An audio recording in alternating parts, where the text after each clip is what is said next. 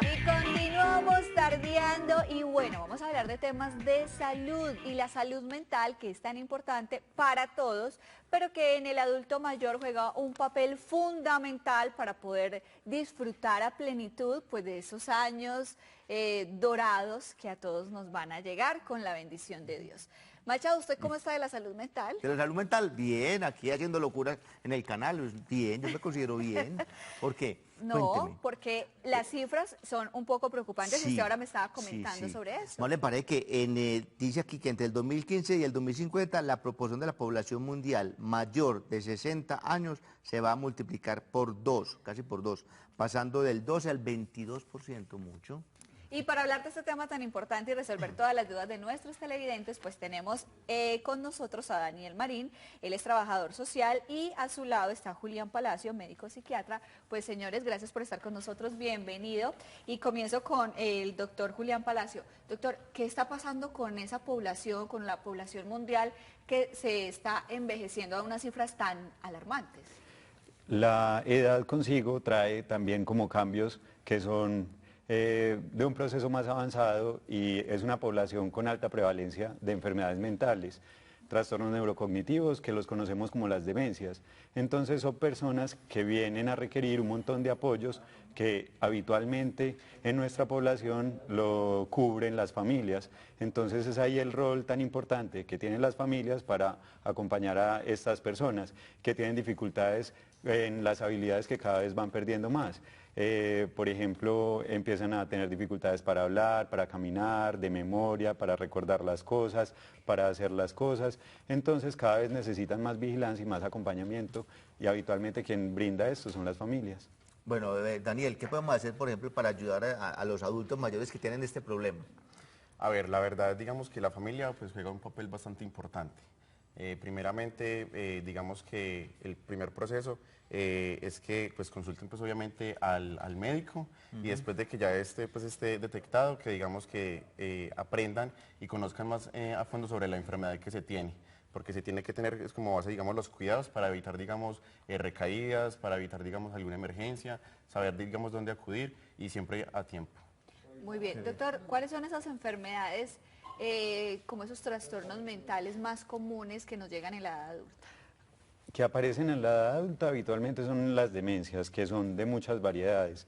Las más prevalentes son Alzheimer, enfermedad de Parkinson, que viene consigo con algunos síntomas pues como neurocognitivos como tal, de compromiso en funciones cognitivas. ¿Hay alguna alerta que nos permite identificar que un paciente joven está siendo propenso o está desencadenando uno de estos trastornos o enfermedades?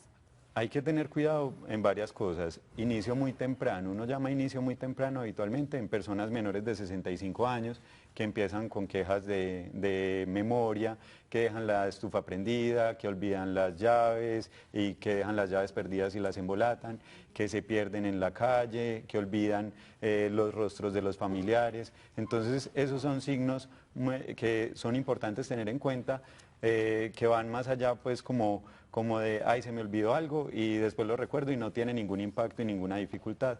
Pero también es importante el manejo del dinero, si de repente lo están engañando en la calle y ya no le devuelven el dinero y las cuentas no le cuadran a la persona, entonces es algo que va perdiendo autonomía a la persona y son signos pequeños que la familia no tiende a identificar, que de repente se vuelven una situación muy grande y muy compleja y ya llegan en un estadio más avanzado. Bueno, tenemos llamadas desde el municipio de Bello. Laura. Buenas, Laura, doña Laura González, ¿cómo está? Buenas tardes, muy bien, muchas gracias. Gracias. Cuéntenos, ¿qué le quiere preguntar a nuestro invitado? Sí, tengo una pregunta. Tengo una abuelita de 83 años y es algo que nos viene cuestionando porque viene presentando algunos síntomas o signos que ellos estaban mencionando y nosotros queremos saber si una persona que ya, por ejemplo, no recuerda episodios pasados, personas que vivieron con ella o que cuando se encuentra con ciertos familiares tiene que hacer un esfuerzo como para recordarla, eso ya es un síntoma o un signo que uno tiene que tener como alarma con respecto, pues si hay que llevarla donde un neurólogo o qué tipo de médico es quien la debe atender. Hermosa, gracias por tu pregunta y saludos a esa abuelita divina. Bueno, ¿Qué le gracias. podemos decir a Laura? Bueno, normalmente estas afecciones, como vienen desde el cerebro, las vemos entre los psiquiatras y los neurólogos. En los estadios iniciales, cuando las quejas más son cognitivas de memoria, atención, concentración, las empiezan a ver como en neurología. Ya cuando esto se va asociando a alteraciones en el comportamiento que genera dificultades para el cuidado de los familiares o se asocian otros síntomas mentales importantes como de ver cosas, escuchar cosas, sentir que les roban. Habitualmente cuando se les pierden las cosas, ellos dicen que les están robando, pero es que no recuerdan dónde dejaron esto y empiezan a inventar una historia alrededor porque es la explicación que ellos le dan a esta situación. Entonces ahí cuando aparecen alteraciones ya en el comportamiento o estos otros síntomas psiquiátricos, lo vemos los psiquiatras, pero en general debe ser un tratamiento conjunto, un seguimiento conjunto entre las especialidades. Muy bien, resulta que llega, usted menciona, doctor, una mujer de 65 años, que todavía es una mujer muy joven, muy vital, y quien de pronto cuando comienza a identificar estos síntomas o signos, ella o sus familiares, pues se asusta y prefiere no ir al médico por temor a que le digan que hay un principio de un Alzheimer o de alguna otra demencia. ¿Cuáles son las recomendaciones y los cuidados para esos pacientes que están comenzando? Primero, lo más importante es no tener pena a la duda que uno tenga respecto a cualquier síntoma que está pasando. Frente a esto, siempre hay que consultar para averiguar qué otras cosas adicionales son las que uno tiene que estar pendiente. Es decir, uno tiene una queja, pero hay que averiguar un montón de cosas para ver si esa persona tiene algunos síntomas que se parecen a algo más grande y que haya que averiguar o identificar o descartar causas que sean reversibles y que eso se vaya a solucionar. Y lo otro muy importante, si alguien en la familia ha tenido un trastorno similar a ese o unos síntomas parecidos a ese, probablemente nos esté dando más información. Entonces, no es solo que uno tenga esas quedas de memoria, sino que también haya alguien en la familia que de pronto... Entonces, son cada vez más y más información la que le va dando a uno argumentos de seguir explorando, decir, no, calma, esto definitivamente es que de pronto está fallando la atención o simplemente tiene algún trastorno afectivo asociado, ansiedad o depresión, que habitualmente se asocia con quejas de memoria. Bueno, Daniel, yo te pregunto, la familia que uno tiene que, en un caso de estos uno que reúne a la familia, habla con ella, que es el tratamiento o el acompañamiento, o combinar los dos. Bueno, digamos que todo va de la mano, porque todo es un proceso, digamos que, o sea, vuelvo y reitero, la familia siempre es el pilar fundamental en todo este proceso. Lo que decía ahora Julián, siempre es importante que ante cualquier, digamos, anomalía, digamos, algo como tan sencillo como que de pronto se le están olvidando las cosas más mínimas, siempre consultar, pero entonces digamos que debe haber una confianza dentro del núcleo familiar para poder, digamos... ¿Cómo le maneja el tema de los niños? Por ejemplo, hay un niño que dice, bueno, usted no le goza al abuelo, que es que el abuelo le está olvidando todo.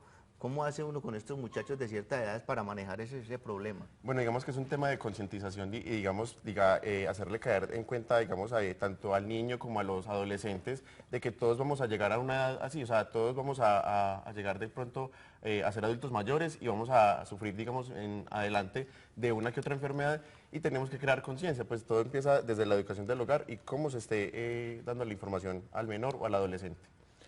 Hay que tener en cuenta que los niños siempre son como una esponja y ellos tienden a hacer lo que habitualmente ven en sus casas, ven en la familia. Si cada uno de nosotros va cuidando a nuestros ancianos, probablemente ese sea el ejemplo que ellos van viendo hacia adelante. Entonces, ese es el principal modo de educación hacia ellos. Doctor, yo hace unos días le regalé a Machado un librito de sudoku, sopas de letras. Esto ayuda. Sí, sí. No se ría que es en serio. No, pero no me acuerdo dónde dejé el libro. No, este tipo de actividades y qué otras ayudan para la salud mental de nuestros adultos mayores. A ver si Machado recuerda dónde dejó el libro. El hecho de tener tantas herramientas ahora del celular, de no recordar los teléfonos, antes que sabíamos los números de teléfonos fijos de todas las casas de los familiares y esto se ha ido perdiendo, ha impactado pues negativamente en cuanto al uso de la memoria como tal. Y es importante tener en cuenta que estos ejercicios de fortalecer como la memoria y la atención, cálculos matemáticos, son como la energía que uno le puede dar al cerebro para seguir fortaleciendo esas Medicamentos, pociones. medicamentos se pueden usar, ¿o qué? ¿Hay algún medicamento que le sirva ¿Alguna vitamina? en esas vitamina, algo que le ayude Hay a que uno? hacer un estudio extenso como de algunas causas que puedan generar estos síntomas y que se puedan resolver y devuelven esos síntomas. Es decir, hay unas quedas de memoria, hay deficiencias de alguna vitamina o algo. Generalmente, pues como uno siempre tiende a medir los niveles de la vitamina B12 y otras cosas que pueden generar como estos síntomas. Si eso se puede resolver, habitualmente devuelven esos síntomas, pero hay otros que siguen avanzando. Entonces hay que tener en cuenta estos que son reversibles, porque a medida que uno no logra, no impacta esto en el menor tiempo, pues entonces el impacto va a ser más grande. Doctor, algo muy importante, usted menciona, Machado pregunta por las vitaminas y por algún suplemento. Nosotros siempre pensamos, ay, estoy como decaído, le dicen a uno, póngase un complejo B o para los deportistas, para el cerebro. ¿Qué nos recomienda usted para el cerebro? Sin mencionar marcas, si no hablemos de la vitamina o la propiedad como tal. Siempre es la prevención. La prevención se hace con la dieta durante toda la vida, el ejercicio durante toda la vida, actividad cognitiva, todo lo que tiene que ver con aquello de hacer, llevar un proceso, y todo eso tiende a fortalecer el cerebro, y es desde etapas muy tempranas. Ya cuando hay un daño en el largo plazo, una infección o deficiencias nutricionales de la vitamina B12, el ácido fólico, consumo de alcohol, cigarrillo, todo eso va deteriorando y va quemando el cerebro y lo va envejeciendo más rápido. Por eso hay que tener una vida muy bonita, muy bien cuidada y llena de mucha armonía. Pues, doctor, muchas gracias por estar con nosotros, al doctor Julián y a Daniel, trabajador social, gracias por compartirnos sus experiencias y sus buenas recomendaciones.